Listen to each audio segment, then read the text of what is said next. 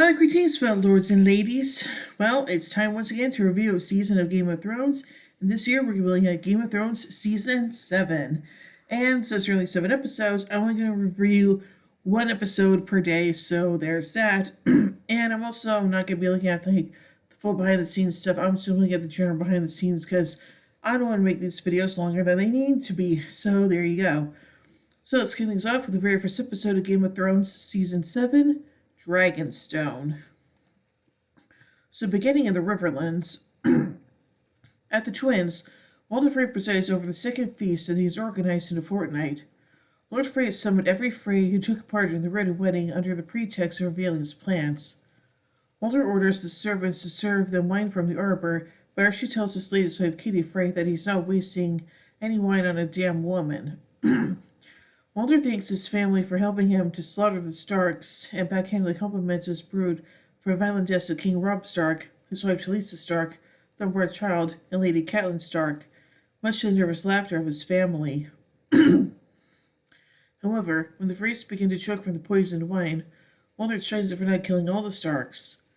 Walder remarks, "Leave one wolf alive, and the sheep are never safe," as his family members die around him. Walder then reveals himself as disguised Arya Stark, who has exacted vengeance on those who arranged the massacre of her mother and brother at the Red Wedding.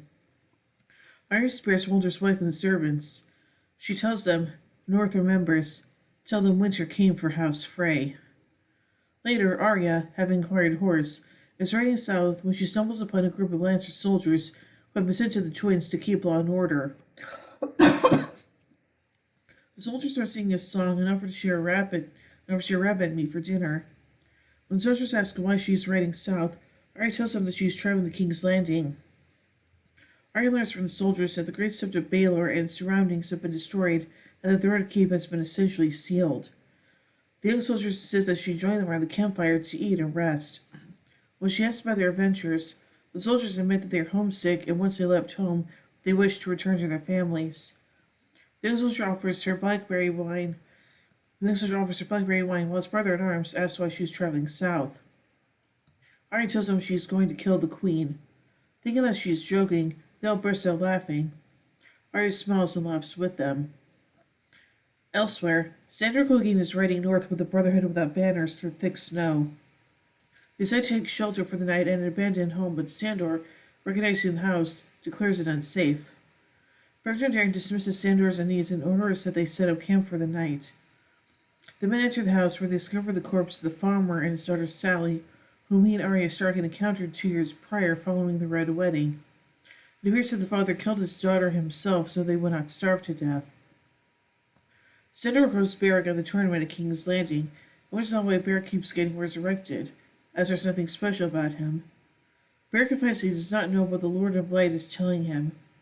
Sandor remarks he does not believe in divine justice, citing the fate of the farmer and his daughter. Despite Sandor's fear of flames, Thoros tells him to look into the fire. He tells that only the fire can show him what the Lord of Light wants him to see. At first, Sandor can only see burning logs, but then, to his own shock, he sees a wall of ice. He also sees the castle where the wall meets the sea, a mountain that looks like an arrowhead, and thousands of the dead marching past. Beric asks Sandor if he now believes that they are here for a reason. Later, Thoros finds Sandor burying the dead farmer and his daughter Sally in the snow. Thoros deduces Sandor knew the dead, but Sandor admits that he doesn't. The two of them bury the bodies together, and Sandor attempts to deliver an epitaph to the 7, but can't remember the rest of the verse. Instead, he simply tells the dead that they deserve better. At Winterfell, King of the North Jon Snow organizes the defense of the North against the Night King and his army of the dead. He has all the maesters start searching for dragonglass, stressing it is now more valuable than gold due to its effectiveness against the White Walkers. Jon also requests that Tormund and his people man Eastwatch by the sea, as Tormund and their wildlings were present at Hardhome and have seen the Night King, and Tormund agrees to defend this castle. Jon orders for all able-bodied men and boys aged 10 to 60 in his kingdom to be trained in combat in order to defend against the encroaching threat of the White Walkers. Because having only half the population in North fighting the White Walkers is not enough, he also orders that every woman and girl should be trained and equipped as well. When Robert Glover balks at the idea of arming his young granddaughter, Lady Lyanna Mormont remarks that she certainly will not remain idle and volunteers to help, giving her assurance that every girl on Bear Island will be trained alongside the boys. The words of the young lady once more remind the older lords of their place, and they agree. Next order of business is the possibility of walkers getting past the wall. If they do, John knows that the first obstacles they encounter will be the castles of Last Hearth and Carhold, the seats belonging to the two northern houses that fought alongside the Boltons. Lord young Royce opines that the castles should be demolished for the Lord's treasury, but Sansa Stark interjects that the Last Hearth and Carhold committed no crimes, and urges her half-brother to instead serve the Empress of Karstark or the castles as punishment for turning against the Starks. However, Jon advocates for forgiveness and insists that the children will not be punished for the crimes of their fathers. Despite Sansa's continued insistence, Jon insists his decision is final, and she reluctantly obliges.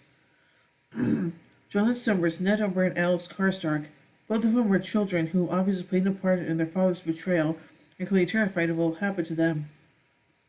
He asks them to reaffirm their loyalty to House Stark. They oblige to kneel before King Jon. Jon says that the mistakes of the past don't matter anymore.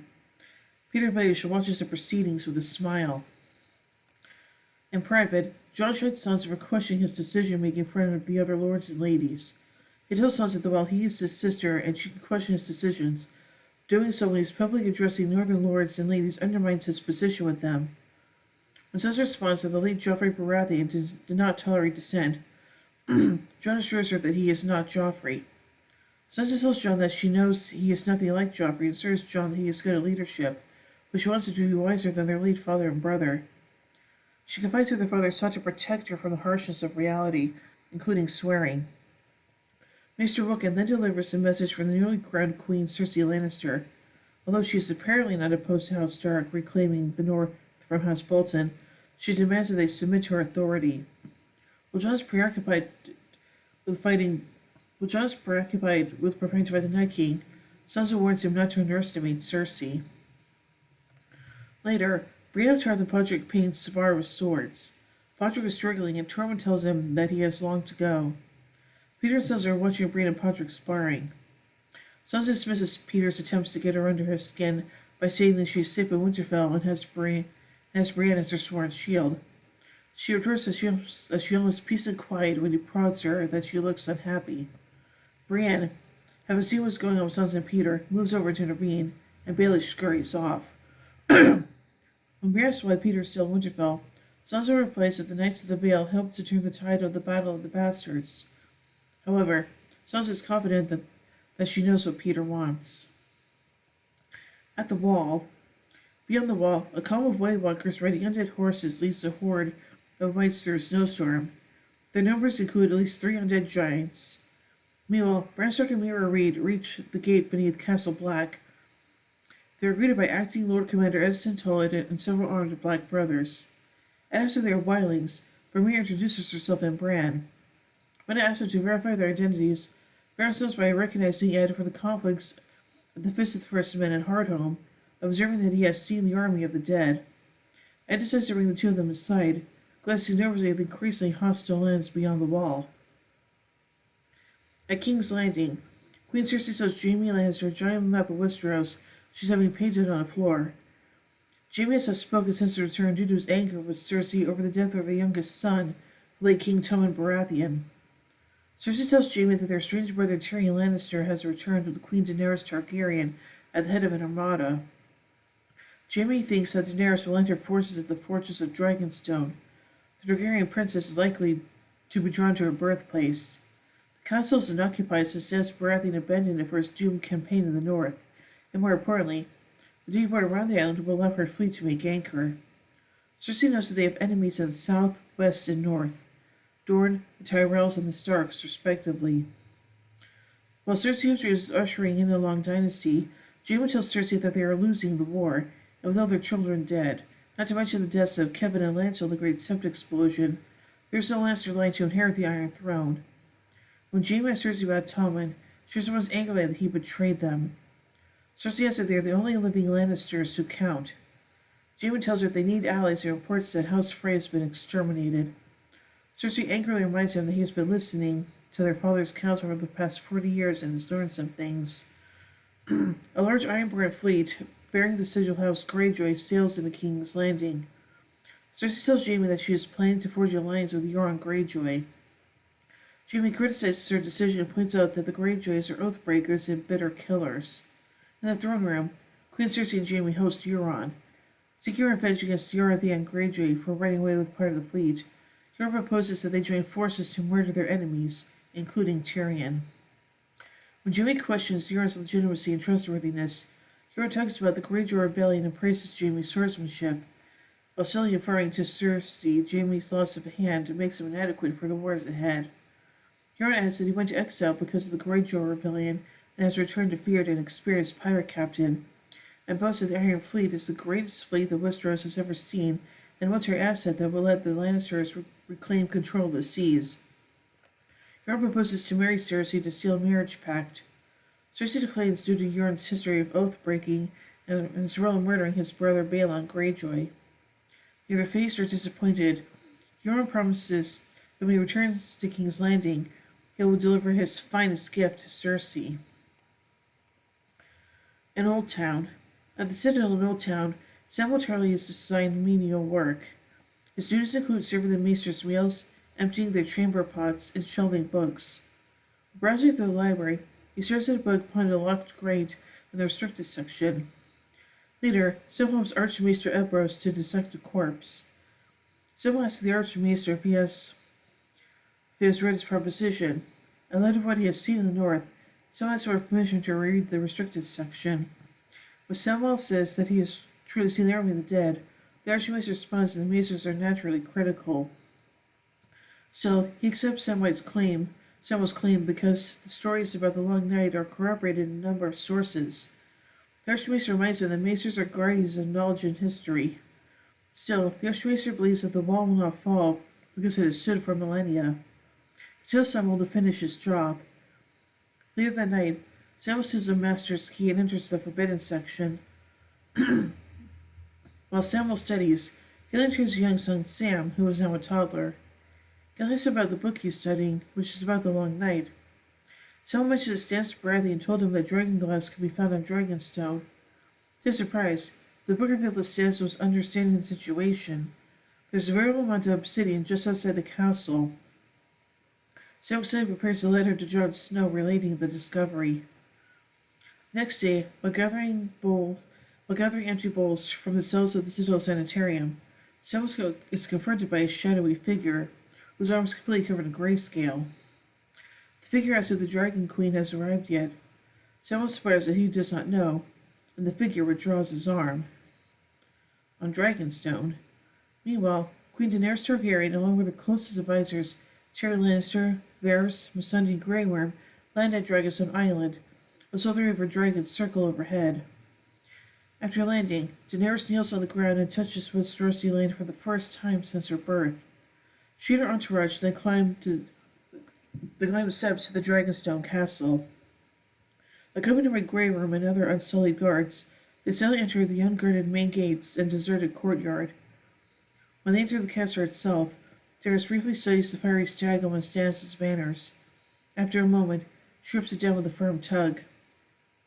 Daenerys enters the empty throne room and gazes upon the throne of the Targaryens, hewn from volcanic rock. When Grey Worm moves to stand beside her, Missandei holds him back, waiting for their queen. After a moment, Daenerys strides right past the throne and enters the chamber of the painted table. Surveying the skirted markers from Stannis' last use of the table, Daenerys turns to Tyrion and remarks, "Shall we begin?" Oh boy. So anyway, now let's look at the behind-the-scenes general trivia. The soundtrack playing over the credits is a rendition of Daenerys' theme. On the official soundtrack release, it is titled, "Shall We Begin?" At the end of Season 6, all plotline has surpassed the current novels in the Song of Ice and Fire series. The TV series has also drastically changed several of them. Season 6 surpassed the novels on some plotlines when it began, such as Jon Snow's, but through holdovers from prior books, Airborne and Riverrun subplots. Whatever the case, from this point onwards, no one can know with certainty if any characters will survive from one episode to the next. The opening credits are notably different now that no storylines take place outside of Westeros. The production team explained that there are actually formal rules for it. The first of which is that they are required to show 4 locations: King's Landing, Winterfell, the Wall, and wherever Daenerys is at the moment. Daenerys' travels far to the east. Daenerys' travels far to the east explicitly help show just how vast their fictional world is, i.e., the Dothraki or Slaver's Bay, that's bigger than just the continent of Westeros. The season 7 title just focuses on Westeros itself. Another rule is that they physically only have so much time for the camera to move around, so they can only show a limited number of locations in each, never more than 6 so far. Moreover, they make specific title animations for locations which they know will be recurring to justify the time and expense in creating it. They never made an animation for Valentis or Runestone. Not in old times, their major recurring location for Samuel's storyline, they just in a title animation for its starting in this episode. The new costumes of Season 7 have shifted to darker colors. The reason behind this is simple. The costuming department felt that because winter has officially descended across Westeros, characters should now be wearing dark colors, i.e., the time for wearing brighter colors would have been Renly's camp in Season 2 when they were the Knights of Summer. Most remaining storylines appear in this episode. As the showrunners have noted, so many characters are meeting each other again after scattering in intervening seasons that they don't need to compete for as much time or take an episode off, i.e., Tyrion is with Daenerys now, Dornhill and Tyrell do not appear but are mentioned. Yara and Theon, despite part of Daenerys' affection now, also do not appear but are mentioned. The Daenerys storyline actually only briefly appears at the end of the episode with hardly any dialogue, so lead into what will be given focus in the next episode. Despite Season 7 shifting to a summer premiere instead of spring premieres in past seasons, it still achieved high record viewership numbers, 16.1 million people in the first full day after it premiered. According to Nielsen figures, about 10.1 million people watched it live on the HBO TV channel, while the rest watched it over streaming services or on DVR. This surpasses the previous series high record set by the Season 6 finale, which was watched by 8.89 million people on HBO's TV channel. The Game of Thrones TV series already surpassed the viewership of highest per HBO series True Blood and Sopranos to become the most watched HBO series of all time back in Season 4. According to internet reports, the episode was also legally downloaded via torrent over 90 million times in the first 3 days since it premiered, possibly a much higher number. This episode's premiere also broke site visit record numbers for Game of Thrones Wiki with 4.2 million. The last time premiere broke even 1 million was the Season 5 premiere, 1.1 million. The Season 6 premiere was somewhat lower at 0.713 million, perhaps due to various controversial or negatively received parts of Season 5. There were some reviews that announced they would stop watching the show if Jon Snow stayed dead.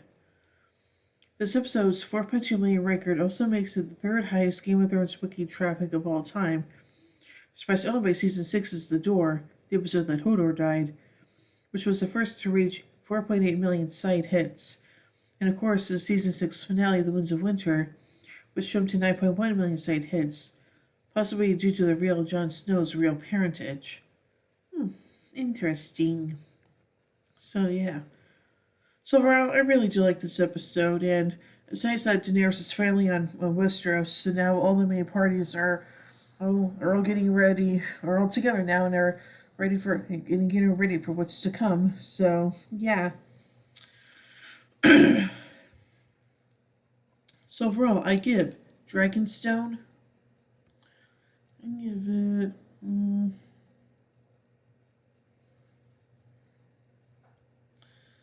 Let's see, what was my normal ranking? I give it 4 Valyrian steel swords out of 5. Well, anyway, tune in last week to the next episode, Stormborn. So, until then, remember everyone, winter is coming.